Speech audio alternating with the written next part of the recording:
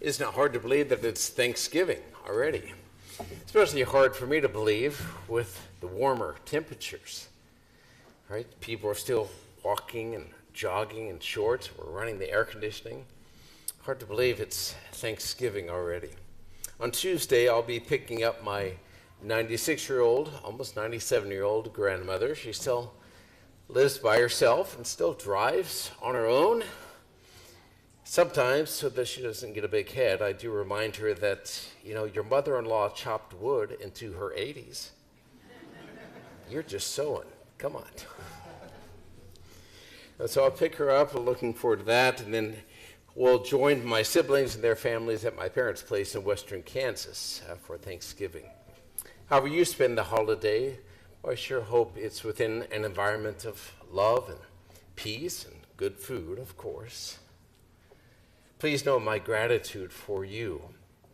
I'm routinely, regularly inspired and encouraged by your faith, by your perseverance in trials, your generosity to our parish, our projects, and your trust and your patience with me and my many shortcomings. I'm grateful to be with you, to be one with you, to feel like we're in this adventure mission together. This theme of solidarity also emerges in the readings for this feast today of Christ the King. King Saul had been disobedient to God. His disobedience resulted in God's anointing of young David as king. But Saul wouldn't go without a fight. So war broke out between the house of Saul and the house of David. And that war continued even after Saul had been killed. Eventually, a leader in Saul's army defected to David, but he was ruthlessly murdered out of revenge by a member of David's army. Now, when David learned of this, he commanded the murderer to do penance.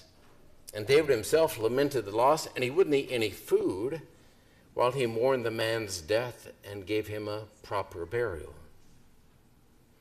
All the people in Saul's kingdom learned of this, and the Bible said that it pleased them. And they understood that the man's murder had not been at David's command, which set the stage for what we heard in our first reading. In those days, all the tribes of Israel came to David and said, "Here we are, your bone and your flesh. In days past, when Saul was king, it was you who led the Israelites out and brought them back. And the Lord said, you shall shepherd my people Israel and shall be commander of Israel." Right? Then the elders, they made agreements with David and anointed him king. We are your bone. We are your flesh. You fought with us. You're one of us, they were saying. You're concerned for us as a shepherd is concerned for his flock. It's just as God said it would be. God, then, is concerned for us. He has provided for us as he promised he would. But David was but a type. He was but a foreshadowing of the king and the kingdom that God promised David he would establish. He told him, when you die, when you rest with your fathers, I will raise up your offspring after you. From your own body he shall come. And I will establish his kingdom, and the throne of that kingdom will endure forever. And there that king hung on the cross. The King of the Jews was hung over his head in mockery. "If you are the King of the Jews, save yourself," the soldiers, the rulers, and others said to Jesus as he hung there on the cross. St. John Paul II said that the role of a king is fundamentally about making a gift of yourself for others out of love. Or as Jesus said, great people are the ones who serve. If you lose your life, that's how you'll find it. A true king, a true leader, a true spouse, a true parent, a true grandparent, a true boss, isn't concerned about saving his own life, but in searching out the lost coin, the lost sheep, which means entering into solidarity with them, with us.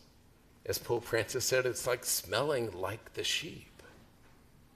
It means entering into the messiness of human existence, into the messes we make in our lives, as with the two thieves and the messes they had made in their lives.